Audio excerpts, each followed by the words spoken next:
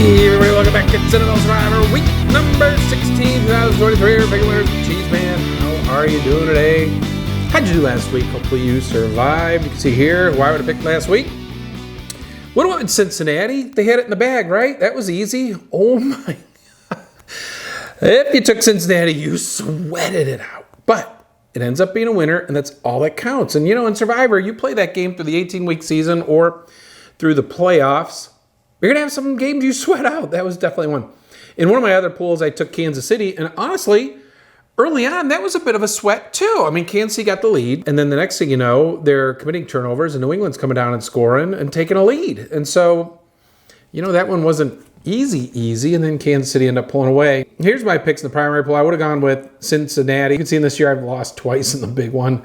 So that stinks. But we're playing it out just so you can see who I would pick. Cheezeman's top 5 plays last week. You see, it went 3-1-1. Not too bad. Chicago, Cleveland over. Oh my gosh. First, if Mooney catches the ball, it goes over. But then he kicks it up into the Cleveland guy's hands for the interception. I'm thinking, Bears, just tackle him because he makes the move out of the end zone. Tackle him in the end zone. Give me a safety.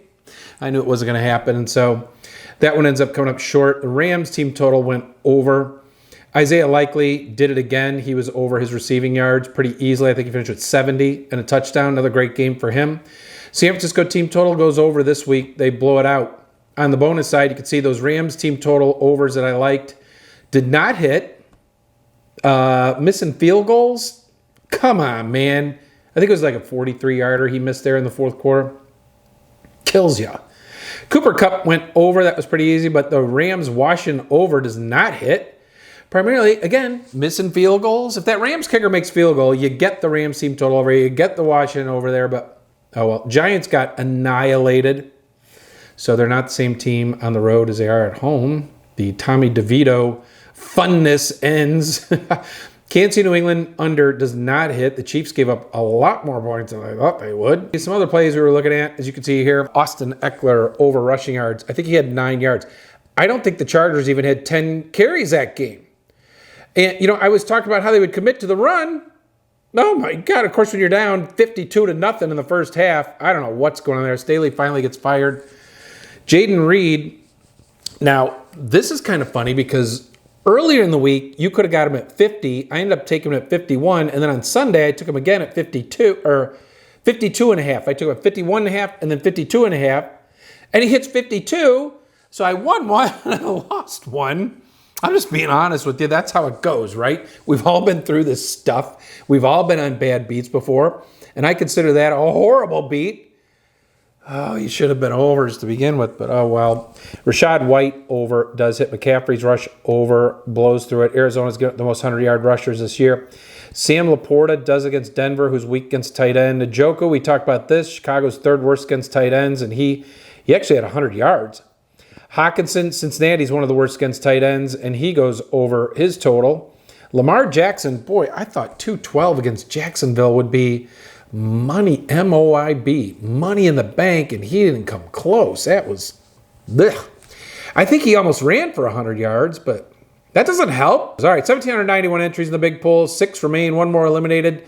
One person chose Atlanta and went out. One person chose Cincinnati with me and survived. Other top choice 4 with the Rams, then San Francisco. You can see our metrics this year. This is straight up pretty much. Your home teams winning 56, just like historically. Favorites, historically. Home favorites are ahead.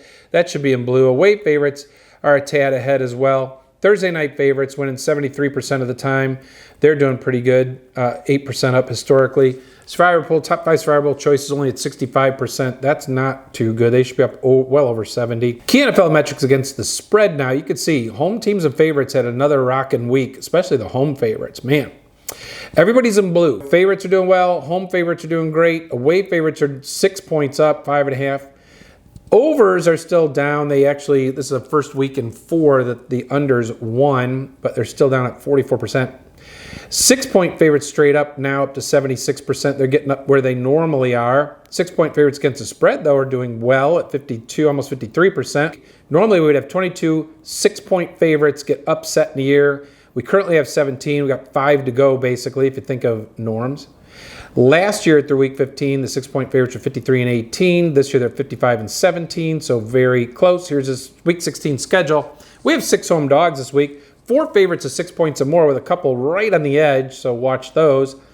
But the big ones are, the Chiefs are 10-point favorites over the Chargers or Vegas on Christmas Day. Philly's a 12-point favorite over the Giants on Christmas Day. Denver 7 points over New England on Sunday night. And then we've got Buffalo 11.5 over the Chargers in LA. That's a Saturday game. So we have Thursday night game, 2 Saturday games, a bunch of Sundays. And then Christmas, there's 3 games on Christmas Monday. Real quick, here's our home away favorites. Against the spread, the favorites are just dominating. You can see home favorites in every category are up from their norm. And away favorites between 0 up to 5.5 points are killing it. So those away favorites between 0 and 5.5, you want to look at because they're doing pretty well. Our 5 worst teams right now, Carolina number 1. Although they got a win last week, beating Atlanta 9-7. What a game. New England, Washington, Arizona, and the Giants. Top 5 offenses and defenses. Miami still number 1 offense. San Francisco now 2nd.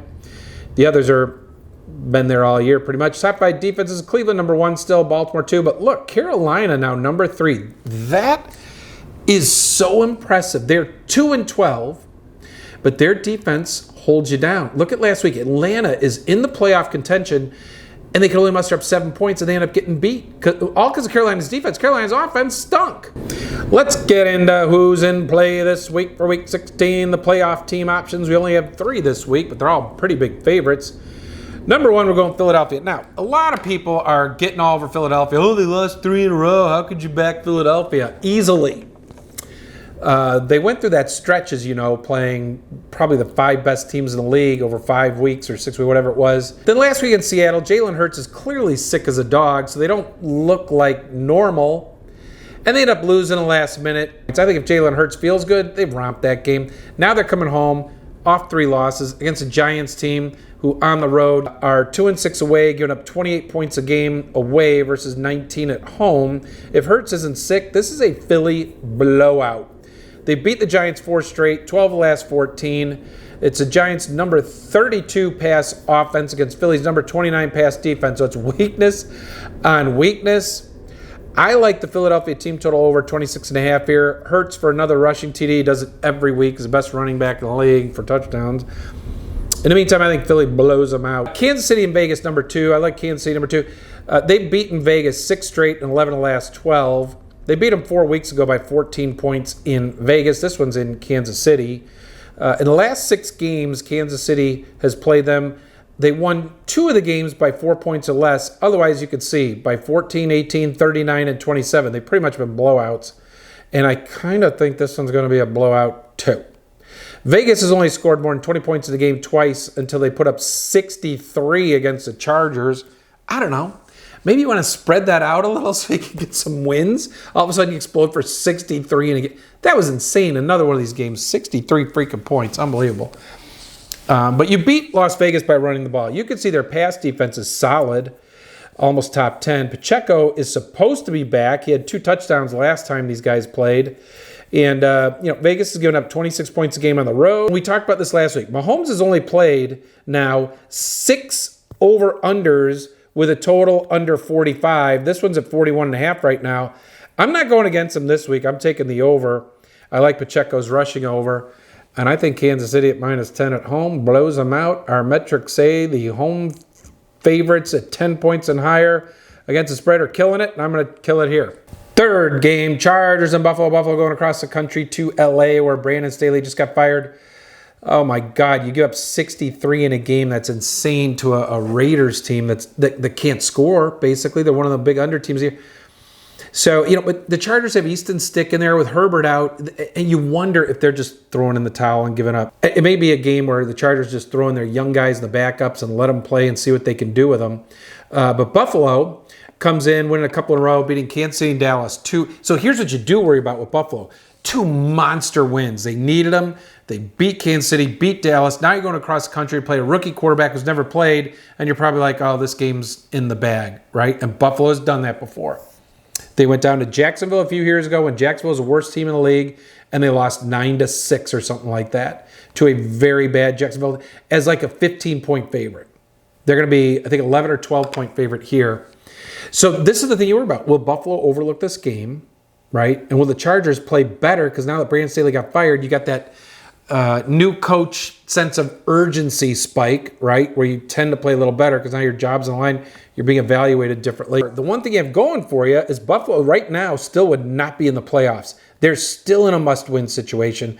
And so I expect Buffalo will get out there and take care of business and win this game. All they have to do is have no turnovers and they're going to romp. Stephon Diggs has not had a good game in a while. And he is your number one receiver no matter what they say. At some point, I don't know what's going on there, but at some point, you're going to get this guy ramped up for the playoffs because you're going to need him. When you start playing this great defense again, you're going to need him. So I think this is a game Buffalo gets out to a lead, and then they feed Stephon Diggs and get him going, have a big game. I'm going to take the Stephon Diggs receiving over this week. Here's your three teams in non-playoff team options. We got three of them. Two of these teams may make playoffs. Chicago doesn't really have a chance, but Denver, number 4, they got whooped last week at Detroit. And Detroit was coming off a bad loss against the Bears, and so they had to get a get-right game at home, and they took care of business.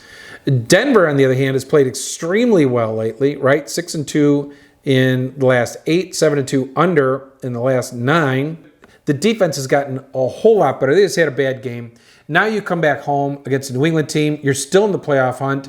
I think Denver will whoop up on New England this week. If I was looking at anything, I'm taking Denver minus a 6 for sure. But another best play might be Denver's one of the worst teams against tight ends. So you might look at Hunter Henry's either his reception total or his receiving yards total. I tend to go at reception total on Hunter Henry over yards, but we'll take a look. Maybe it's an anytime touchdown. Anyways, New Orleans and Rams is number 5. I like the Rams. I've talked about this. The Rams offense is clicking with Kupp back, with Kyren Williams back. Kyren Williams, another 100-yard game last week. So he's now had 100-yard rushing games against Baltimore's run defense, which is one of the best in the league. And then against Washington's run defense, Washington's one of the few teams who had not given up a 100-yard rusher. Not anymore. That's checked off the list. Here's what's interesting. New Orleans is a team who has not given up a 100-yard rusher yet this year either. And you can see there, their rush defense is the one area they're kind of weak in, 25th in the league, but they have not given up a 100-yard rusher until I'm thinking they meet up with Kyren Williams and the Rams this week. One thing to note here, Rams have averaged 422 yards a game the last 4. That's second in the NFL. Kyren Williams has been on fire. New Orleans has had the 3rd easiest schedule in the league and worst strength of victory. All right? So that's taken all the teams they've beaten, added up their records, and it's just the worst in the league. So, they had lost 3 in a row, and then they beat the Giants and Carolina at home 52-12. And so now they got a 2-game winning streak. You're thinking, oh, maybe New Orleans is coming back around. But here's New Orleans' season. First 5 games, gave up 15 points a game, played pretty good, had a fairly easy schedule. Next 7 is where they played some good teams, gave up 25.5 points a game. And then the last 2, you can see they only gave up 6 points a game against Giants, Carolina, big freaking deal. Both these teams are 7-7 in a big mishmash to get in the playoffs. But I expect the Rams at home to kind of whoop up on New Orleans. I think they're going to score around that 25.5 point game average. Kyren Williams should have a big night. I like the Rams big in this game. Arizona and Chicago, number 6. The Bears have won 3 of 5. And in the 2 losses they had, they were both freaky finishes. They almost beat Detroit in Detroit. And then the Cleveland game, you saw it. Darnell Mooney, the ball landed right in his stomach. I mean, I'm sure he was shocked by it and obviously just missed it. He could have caught it and they would have beat Cleveland. So the Bears have been playing really well. They're now the number 1 rushing defense in all of football. And you can see their defense continues to rise up the charts. So they're playing much better. At one point, they were 6-1 to the over, and now they're 7-7 on overs. So part of that could be Vegas's numbers have come up. Part of it could be the Bears' defense is just improving. Arizona, is a warm weather team, but in their last 6 games at 35 or 40 degrees, below that, they're 6-0. In fact, one of them was against the Bears a couple of years ago. They beat them 33-23 in Chicago in a nasty day of 35-degree weather. Bears are, the number 5 rushing offense, and you're going against the number 31 rush defense that's given up the most 100-yard rushers this year. So the problem with the Bears is you don't know which guy is going to carry the ball. Is it Herbert? Is it Roschon Johnson? Is it Dante Foreman? The one guy I do know is going to get it is Justin Fields, so we might look at his rush yard total over. But on the other side, I will say this. The Bears are the third worst against tight ends. Trey McBride, like last week, he had 10 catches for 100 yards. I mean, the guy's on fire. He's getting zillions of targets. So I'm all over Trey McBride. Probably going receptions, possibly yards. I have a feeling his yards will be inflated this week because he's got a couple big games lately. Here's your maybes. There's 5 of them. You'll notice Green Bay on there against Carolina. We'll talk why there. Cincinnati, Pittsburgh. I mean, Cincinnati with Browning is 3-0. The first game he came in was against Pittsburgh, and he didn't play all that well. But that was his first game. The last 3 is 3-0. You can see the numbers there, averaging over 300 yards a game.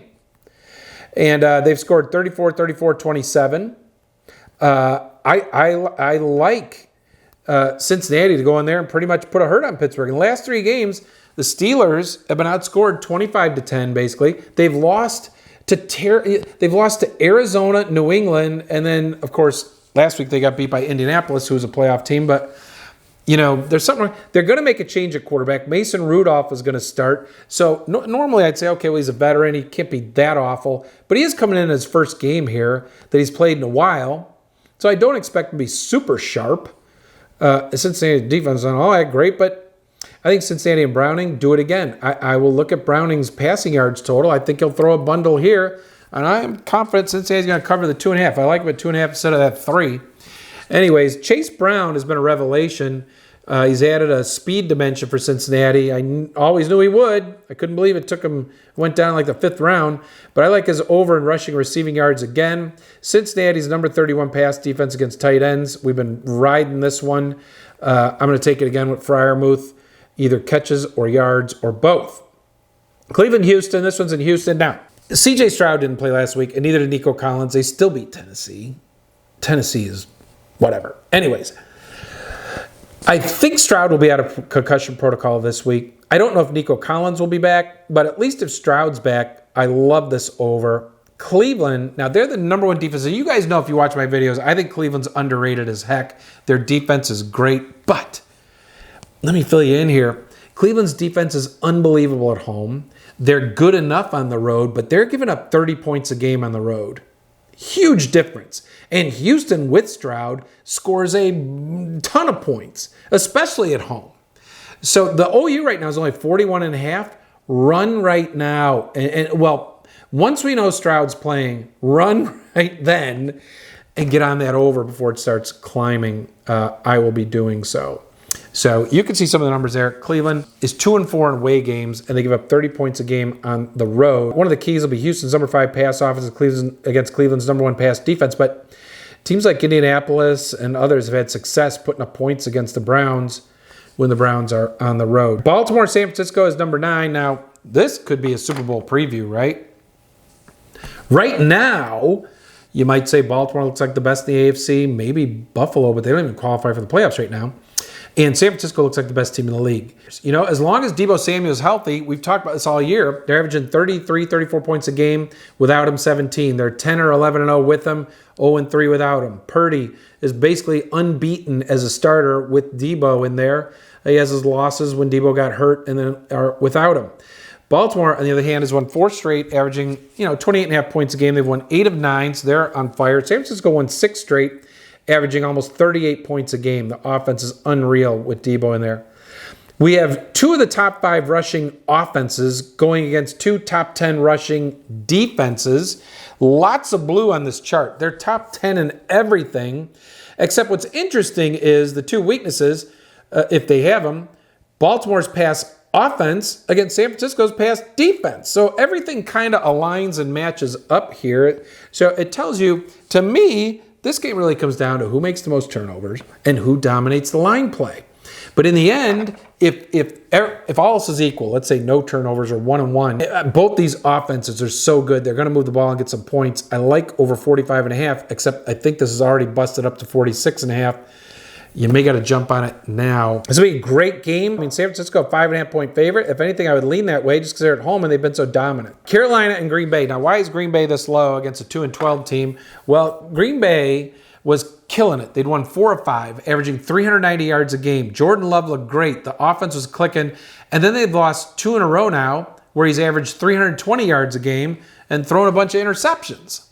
And now you go to Carolina, whose pass defense is one of the best in the NFL. It's up to number 3. Their overall defense is up to number 3. So surprisingly, this is a good defense you're going into. You're going to have to run the ball to beat them. And of course, Green Bay's running backs, Dillon and Aaron Jones, continuously are hurt or aching or something, and nothing ever gets done there. You can't trust Green Bay right now to just go in and win this game. They have to win it to stay in the playoff hunt. They absolutely have to win this game to stay in the playoff hunt. They could not throw very well against the number 30 pass defense at home, Tampa Bay, last week. So can they get it going again against the number 3 defense this week? The best play I like here, take Chuba Hubbard. Chuba Hubbard's getting a lot of carries and touches in the passing game as well. He's been playing great lately. I'm going to go on Chuba Hubbard's rushing over, or I'll look at the rushing receiving over. One of those two, maybe both, but I like Chuba Hubbard this game. Number 11, Minnesota-Detroit. This could be a huge DFS play. You know, Goff does not play well on the road, but at least if he's on the road, he's in a dome. They play a lot better indoors than outdoors. That's a benefit for Goff there. Both these teams can score. Both these teams are very good rush defenses. So, you know, Detroit is one of the better rush offenses. Minnesota doesn't, although last week Tyson Chandler got their first 100-yard rushing game for them. But with both these rush defenses playing so well, I expect both these teams to end up throwing the ball quite a bit. Now, one thing about Mullins, he is extremely risky. I mean, he should have had at least 3 more interceptions last week against Cincinnati. The beauty of it is his receivers, Addison, Justin Jefferson in particular, and Hawkinson, they go rip the ball from those DBs. Mullins, all he has to do is throw it up in that area, and those guys go get the football, which is why he avoids those interceptions. But some of the balls he throws are at such risk, it's like, man, how do these not get picked off? So eventually, if he's going to get in trouble, be careful of that. But on the other hand, you know, Minnesota's defense is playing pretty well, better than Detroit's. They're going in the opposite direction of Detroit's right now. So I think it's going to be a pretty good football game. This game could probably go over, and I'd look at the wide receivers and tight ends at this game for some DFS play. Here's our 5 risky games of the week. Let's start off the big one, Dallas at Miami. Now, this is the battle of who beats up on the easiest teams. Because not only do they beat them, they annihilate them. Dallas annihilates the crummy teams. Miami has annihilated the crummy teams. If Tyreek Hill is back, he needs to be back and healthy. I like Miami to win this game, but bigger yet, I like this to become a shootout. We've seen when Dallas's defense plays good offenses, they give up a lot of points. When Miami's team plays good offenses, they give up a lot of points. You know, you see a lot of blue there, but there's really more blue in these offenses. These offenses are so good. When Dak's playing well, with CeeDee Lamb, Tua with Tyreek Hill, A-Chain is out, but Mostert's still exceptional. So, you know, both these teams are loaded on offense, and I think as long as Tyreek Hill's healthy and playing, he's 422 yards still away from getting the record. But I think him and CeeDee Lamb both could have pretty big games here. I would take Miami minus the 1.5. I like the over. I'd look at these team totals as well. Washington at the Jets. Does anybody care about this game at all anymore? The Jets have been eliminated from the playoffs. Washington seems like they've given up, kind of. Which team will show up and play? That's the big question. This is where it gets hard because you're like, who's going to be motivated to even get out there and play and hit, especially if it's cold or rainy or something like that. But if you look at it on paper, here are the guys who have interest in this game and teams. You've got a strong Washington pass offense going against a strong Jets pass defense. So strength on strength there should be interesting. A New York Jet number 32 ranked offense against a number 32 ranked Washington defense. So dead on week there, right? Now the Jets' rushing defense isn't so good. What do I like here? Chris Rodriguez rushing yards over. You saw last week, Rodriguez is getting more and more carries. Coach Rivera said he's going to play him more. The kid's out of Kentucky. He's a very good running back. Plays hard. And that's where you can beat the Jets is running the ball. I think you'll see Chris Rodriguez get a lot of carries this game and break his rushing over, which should be a reasonable total. And Zach Wilson on the other side, now he absolutely has something to play for. The coaches and players want to see if the guy can play or not. I know we've been going through this a lot, but he's really got to step it up. You're going against a terrible Washington pass defense. So he's got to make it happen. Garrett Wilson obviously wants to pad his stats from what he did last year and continue that. He's a great receiver who deserves better. What I do know is there's certain players who need to play. Chris Rodriguez is one. I think Garrett Wilson and Zach Wilson, the Wilsons, probably will too. So that's what I'm looking at for players. Seattle, Tennessee. I don't know, blow this game up. Tennessee was doing good at home. You know, here's the thing about Tennessee. Vrabel, I like him as a coach, but they just destroy you on the games they should win. Home last week against a team with a backup quarterback, and you have a lead, and you have Derrick Henry, who has a history of destroying that team on the ground, and then you don't really give him the ball, and he does nothing. I don't know. But then a week later, Tennessee will play some team that you're like, oh, they're going to come in and blow them out, and Tennessee will show up and win the game, right? Will Levis will do something like they did against Miami. And now you got Seattle coming in, who needs a win to stay in the playoff hunt. Who knows? Who knows what happens here? I like Kenny Walker's rushing yards. That's about it. Indy at Atlanta now. Indy's won 5 of 6. They're in the playoff hunt at 8-6. They're the best over team in the league at 10-4 and 9-5 against the spread, tied for best spread team. Atlanta, on the other hand, 4-10 against the spread, 5-9 in overs. Atlanta's currently a 1-point favorite. Can someone explain that to me? I don't get it. They've stunk lately. I mean, Atlanta's lost 2 straight and 5 of 7, and that includes losses to Carolina and Arizona. And you can say what you want about everybody in the league, but those two have been in the 5 worst team category all year long. You can't lose those games if you think you're a playoff team. Indy thinks they are a playoff team. I think they're going to whoop up on Atlanta this week. I know it's in Atlanta. Here's the one thing that scares you on this game, all right? Atlanta has a top 10 rushing offense. Indy has a number 26 rush defense. If Atlanta gets a lead and they're able to run the ball with that 3-headed monster of Bijan, Algier, Cordell Patterson, and then you could even add in Ritter, and they grind the ball game, they got a shot to win. But Indianapolis has played well this year. I think they're going to beat Atlanta and win this game. I like the Indy team total over. We've talked about this all year. They're one of the few teams that scores 20 points every week, except for last week. Jacksonville at Tampa Bay. Love this game. Love this over. Why? Jacksonville is a top rushing defense. Tampa is a top 10 rushing defense. These two teams tend to stop you from running the ball. Jacksonville has what? The number 28 pass defense. Tampa Bay number 31 pass defense. You're going to stop the runs. These two teams are going to throw it all over the field. Both quarterbacks have been playing great lately. Loaded with receivers, right? Godwin, great game last week. Mike Evans has been on fire all year. On the other side, Zay Jones is back. He's a huge help for Jacksonville. Ingram has played great all year. Ridley, ATN catches the ball backfield. So I like this game to go over in a big way. I think it's 43.5 right now. Run and get it now before it goes all the way up to 45 or 46. This game should be a huge DFS play for receivers, I think. We've been playing against the Jacksonville defense because they're one of the worst against tight ends, so you might look at Cade Otton's totals, although he doesn't catch a lot of balls. That one's, it's not as fun as when we get like a Hawkinson or somebody going up against this defense. Here's what we're looking for in the primary poll this week. Based on what we have left, I would probably go the Buffalo Bills.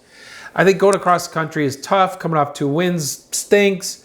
But you're playing a Chargers team with Easton Stick at quarterback. It doesn't seem like Eckler's right this year. They may just go a bunch of young guys here. If Buffalo gets a lead, doesn't turn it over, they should romp. Otherwise, I would seriously look at Denver at home against New England. I think Denver comes back and whoops up on them. I would consider Chicago at home against Arizona. Chicago's been playing well, won 3 of 5. Probably could be 5-0 in those games. Very close.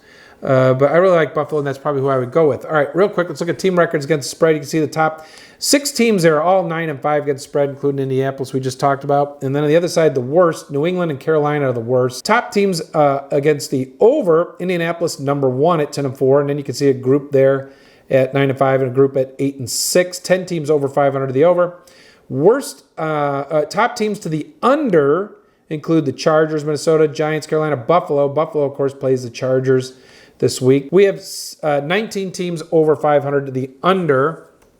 All right, here's the other chart I want you to look at. Giving up 100-yard games, 100-yard rushers, and 100-yard receivers.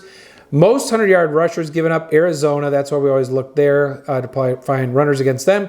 Most 100-yard receivers, Tampa Bay's given up the most. Seattle and Washington have as well. You can see Jacksonville up there too. Most 300-yard passers, Jacksonville and Tampa Bay. So one thing you've got, Jacksonville and Tampa Bay, those two quarterbacks are playing the defenses that give up the most 300-yard passers this year. And both quarterbacks are playing decent. Both quarterbacks have good wide receiver options. I think that could be a shootout. Who Cheezeman top 5 plays in Week 16 are going to be? First of all, that Jacksonville Tampa Bay over. This looks like money in the bank. Trey McBride over on either his catches or yards. His yards might get inflated this week, so maybe it'll be catches, but definitely like him. He's getting a lot of targets. Philadelphia over their team total of 26.5. My expectation is Jalen Hurts will be fully healthy again. They're at home. They've lost 3 in a row. You're going to see that team blow these guys out, and Philly's going to score 30+. Chuba Hubbard over his rushing yards against a Green Bay defense that ranks 30th against the rush. Cleveland and Houston over 41.5 as long as C.J. Stroud plays. I would probably take it even if Stroud doesn't play. But absolutely if Stroud plays. On the bonus side, I like Denver minus. It was 6. I think this is up to 7 now, which scares you a bit. But truthfully, I feel like Denver comes home and wins this game like 24-10. The Miami-Dallas over and the team totals there. I think this will turn into a shootout, especially if Tyreek Hill is playing. Cincinnati minus 2.5 at Pittsburgh. And I like the Jake Browning passing over. He's basically thrown for 300 yards a game the last 3. I don't see why he can't against this Pittsburgh defense. Chris Rodriguez rushing total over against the Jets. I would put that in the top 5. I'd even put Stephon Diggs over his receiving yards in the top 5. So, like I said, if you look at some of these things, if the McBride over on catches or yards gets too out of control, then I would probably lean towards Rodriguez and move him over, okay? That's the hard part. I'm putting this out early, and I don't have the actual numbers. So it's a little tricky on how I'm going to play these, but I'm definitely looking at these players. These are the key ones that I'm looking at. Diggs, I almost don't care what it is. I think they're going to get him a 100-yard game this week. And his number's been coming down. I have a feeling it's going to be in the 60s, maybe 70. I like Diggs to get his over this week. Zach Wilson passing over, like I talked about in that game, he's one of the few players that has something to absolutely play for, and I'd probably look at his counterpart, Garrett Wilson. Here's just a few others. I might take the Saquon Barkley rushing under against Philly. Philly is very good at defending the run. Where they get beat is against the pass, so Barkley might get some receiving yards, but I expect him to go under his rushing total. Jordan Love, I'm going to say under his passing yards against Carolina. That defense has been on fire. Pacheco over his rushing yards against Vegas. They're one of the worst teams in the league against the run, and Pacheco will be back. Last time they played, he had 2 tutties. Like I said, in passing, I like Mayfield and Lawrence. And then Dak and Tua, I look for those 2 games to be pretty much high scoring. Receivers for DFS, look to Jacksonville, Tampa Bay, Dallas, Miami, Minnesota, Detroit. Tight ends, you can see who I like there. Here's where we're taking to the primary pool, the Buffalo Bills. In my other pool, I put Philadelphia up there because I can't take them in the primary pool, but I am looking at Philadelphia in another pool I'm still alive in that only goes through week 18. So I've got 3 weeks to go. I have great options this week and next week, and week 18 gets crazy, so we'll see what we do there. All right, guys. Thanks, CooperGroove.com, our sponsor. Check out their baseball bats, drumsticks, golf grips. Please like us and subscribe to the channel. This has been Picking Winners with the Cheezeman, week number 16 NFL Survivor Style. Good luck, and we hope you survive.